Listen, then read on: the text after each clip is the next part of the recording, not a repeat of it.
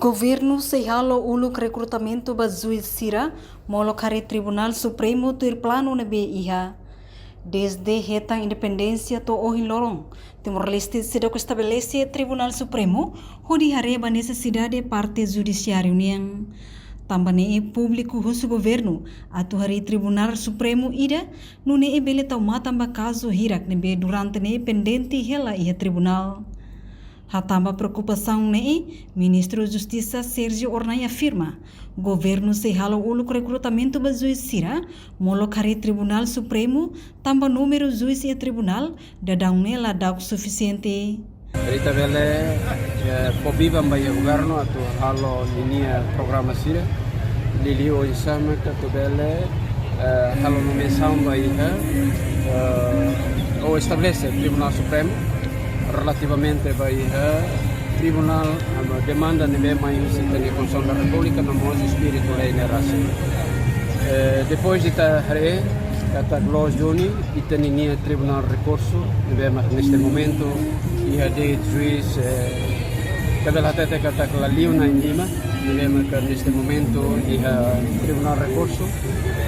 Se ita estabelece Tribunal Supremo significa kata juiz Tribunal Recurso mas kita sedudo sai by Tribunal Supremo. Então itaninia se for impacto ida valo by itaninia juiz sira segunda instância no modo de primeira instância linha. Rondantau ita hari kata horsei kobelua governo hari kata iha doni razão para que ele use o Conselho Ministro halotan revogação by de lei da nenenia ratu bele atur na fati por enquanto ita abamberu estabelece Tribunal Supremo mas ve ita dahulu clio consolida ita linha número ita ne quadros juízes sira halo preparações daquele dia tanto EMA tanto sira ne conhecimento no modo de infraestrutura como nem estabelece Tribunal Supremo. No antes ne Presidente Tribunal Recurso dehang onakatak alargamento judiciário é importante tebes hudi hatamba preocupação público com o processo julgamento ne bela ocleur. Reportagem Melda Fátima, Televisão Timor-Post.